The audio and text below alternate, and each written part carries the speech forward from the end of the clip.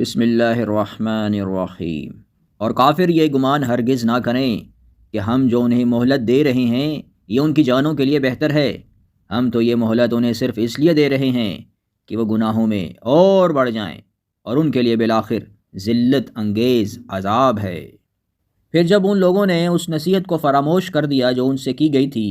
تو ہم نے انہیں اپنے انجام تک پہنچانے کے لیے ان پر ہر چیز کی فراوانی کے دروازے کھول دیے، یہاں تک کہ جب وہ ان چیزوں کی لذتوں اور راحتوں سے خوب خوش ہو کر مدہوش ہو گئے جو انہیں دی گئی تھی، تو ہم نے اچانک انہیں عذاب میں پکڑ لیا، تو اس وقت وہ مایوس ہو کر رہ گئے۔ وہی ہے جو تمہیں خشک زمین اور سمندر میں چلنے پھرنے کی توفیق دیتا ہے، یہاں تک کہ جب تم کشتیوں میں سوار ہوتے ہو اور وہ کشتیاں لوگوں کو لے کر موافق ہوا کے جھونکوں سے چلتی ہیں اور وہ اس سے خوش ہوتے ہیں، تو ناگہاں ان کشتیوں کو تیز و تند ہوا کا جھونکا آ لیتا ہے، اور ہر طرف سے ان سواروں کو جوش مارتی ہوئی موجیں آ گھیرتی ہیں، اور وہ سمجھنے لگتے ہیں کہ اب وہ ان لہروں سے گھر گئے۔ تو اس وقت وہ اللہ کو پکارتے ہیں، اس حال میں کہ اپنے دین کو اسی کے لیے خالص کرنے والے ہیں، اور کہتے ہیں، اے اللہ، اگر تو نے ہمیں اس بلا سے نجات بخش دی تو ہم ضرور تیرے شکر گزار بندوں میں سے ہو جائیں گے۔ پھر جب اللہ نے انہیں نجات دے دی تو وہ فوراً ہی ملک میں حسب سابق ناحق سرکشی کرنے لگتے ہیں۔ اے اللہ سے بغاوت کرنے والے لوگو، بس تمہاری سرکشی و بغاوت کا نقصان تمہاری ہی جانوں پر ہے۔ دنیا کی زندگی کا کچھ فائدہ اٹھا لو، بالآخر تمہیں ہماری ہی طرف پلٹنا ہے۔ اس وقت ہم تمہیں ان اعمال سے خوب آگاہ کر دیں گے جو تم کرتے رہے تھے۔ جو لوگ فقط دنیاوی زندگی اور اس کی زینت و آرائش کے طالب ہیں، ہم ان کے اعمال کا پورا بدلہ اسی دنیا میں دے دیتے ہیں، اور انہیں اس دنیا کی صلہ میں کوئی کمی نہیں دی جاتی۔ یہ وہ لوگ ہیں جن کے لیے آخرت میں کچھ حصہ نہیں سوائے آتش دوزخ کے، اور وہ سب اعمال اپنے اخروی اجر کے حساب سے اکارت ہو گئے جو انہوں نے دنیا میں انجام دیے تھے، اور وہ سب کچھ باطل و بیکار ہو گیا جو وہ کرتے رہے تھے، کیونکہ ان کا حساب پورے اجر کے ساتھ دنیا میں ہی چکا دیا گیا تھا، اور آخرت کے لیے کچھ نہیں بچا۔ آپ غمگین نہ ہوں اور انہیں چھوڑ دیجئے، وہ کھاتے پیتے رہیں اور عیش کرتے رہیں، اور ان کی جھوٹی امیدیں انہیں آخرت سے غافل رکھیں، پھر وہ عنقریب اپنا انجام جان لیں گے۔ فرما دیجئے، کیا ہم تمہیں ایسے لوگوں سے خبردار کر دیں جو اعمال کے حساب سے سخت خسارہ پانے والے ہیں؟ یہ وہ لوگ ہیں جن کی ساری جد و جہد دنیا کی زندگی میں ہی برباد ہو گئی، اور وہ یہ خیال کرتے ہیں کہ ہم بڑے اچھے کام سر انجام دے رہے ہیں۔ یہی وہ لوگ ہیں جنہوں نے اپنے رب کی نشانیوں کا اور مرنے کے بعد اس سے ملاقات کا انکار کر دیا ہے، سو ان کے سارے اعمال اکارت گئے، بس ہم ان کے لیے قیامت کے دن کوئی وزن اور حیثیت ہی قائم نہیں کریں گے۔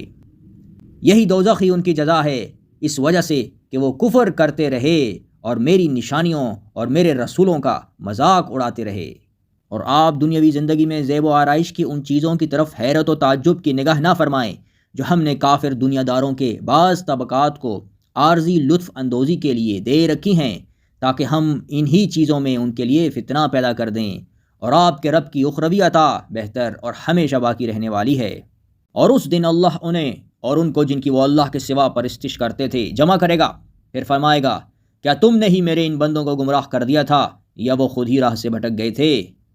وہ کہیں گے، تیری ذات پاک ہے، ہمیں تو یہ بات بھی زیبا نہ تھی کہ ہم تیرے سوا اوروں کو دوست ہی بنائیں، جائے کہ ہم انہیں تیرے غیر کی عبادت کا کہتے، لیکن اے مولا، تو نے انہیں اور ان کے باپ دادوں کو دنیاوی مال و اسباب سے اتنا بہرہ مند فرمایا، یہاں تک کہ وہ تیری یاد بھی بھول گئے، اور یہ بدبخت ہلاک ہونے والے لوگ ہی تھے۔ اور جس دن کافر لوگ آتش دوزخ کے سامنے پیش کیے جائیں گے تو ان سے کہا جائے گا، تم اپنی لذیذ و مرغوب چیزیں اپنی دنیاوی زندگی میں ہی حاصل کر چکے اور ان سے خوب نفع اندوز بھی ہو چکے، بس آج کے دن تمہیں ذلت کے عذاب کی سزا دی جائے گی، اس وجہ سے کہ تم زمین میں ناحق تکبر کیا کرتے تھے، اور اس وجہ سے بھی کہ تم نافرمانی کیا کرتے تھے۔ سو آپ اپنی توجہ اس سے ہٹا لیں جو ہماری یاد سے روگردانی کرتا ہے اور سوائے دنیاوی زندگی کے اور کوئی مقصد نہیں رکھتا۔ اور بائیں جانب والے، کیا ہی برے لوگ ہیں بائیں جانب والے، جو دوزخ کی سخت گرم ہوا اور کھولتے ہوئے پانی میں اور سیاہ دھوئیں کے سائے میں ہوں گے، جو نہ کبھی ٹھنڈا ہوگا اور نہ فرحت بخش ہوگا۔ بے شک وہ اہل دوزخ اس سے پہلے دنیا میں خوشحال رہ چکے تھے، اور وہ گناہ عظیم یعنی کفر و شرک پر اصرار کیا کرتے تھے، اور کہا کرتے تھے کہ کیا جب ہم مر جائیں گے اور ہم خاک کا ڈھیر اور بوسیدہ ہڈیاں ہو جائیں گے تو کیا ہم پھر زندہ کر کے اٹھائے جائیں گے، اور کیا ہمارے اگلے باپ دادا بھی زندہ کیے جائیں گے؟ آپ فرما دیں بے شک اگلے اور پچھلے سب کے سب ایک معین دن کے مقررہ وقت پر جمع کیے جائیں گے۔ سو وہ دن یعنی روز قیامت بڑا ہی سخت دن ہوگا، کافروں پر ہرگز آسان نہ ہوگا۔ آپ مجھے اور اس شخص کو جسے میں نے اکیلا پیدا کیا انتقام لینے کے لیے چھوڑ دیں۔ اور میں نے اسے بہت وسیع مال مہیا کیا تھا، اور اس کے سامنے حاضر رہنے والے بیٹے دیے تھے، اور میں نے اسے سامان عیش و عشرت میں خوب وسعت دی تھی، پھر بھی وہ حرص رکھتا ہے کہ میں اور زیادہ کروں۔ ہرگز ایسا نہ ہوگا، بے شک وہ ہماری آیتوں کا دشمن رہا ہے، عنقریب میں اسے سخت مشقت کے عذاب کی تکلیف دوں گا۔ اے حق کے منکرو، تم تھوڑا عرصہ کھا لو اور فائدہ اٹھا لو، بے شک تم مجرم ہو۔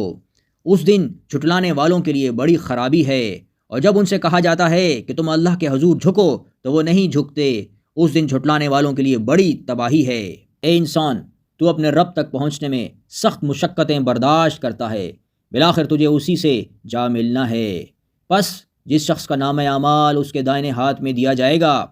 تو عنقریب اس سے آسان سا حساب لیا جائے گا، اور وہ اپنے اہل خانہ کی طرف مسرور و شاداں پلٹے گا۔ اور البتہ وہ شخص جس کا نام اعمال اس کی پیٹھ کے پیچھے سے دیا جائے گا تو وہ عنقریب موت کو پکارے گا، اور وہ دوزخ کی بھڑکتی ہوئی آگ میں داخل ہوگا۔ بے شک وہ دنیا میں اپنے اہل خانہ میں خوش و خرم رہتا تھا، بے شک اس نے یہ گمان کر لیا تھا کہ وہ حساب کے لیے اللہ کے پاس ہرگز لوٹ کر نہ جائے گا۔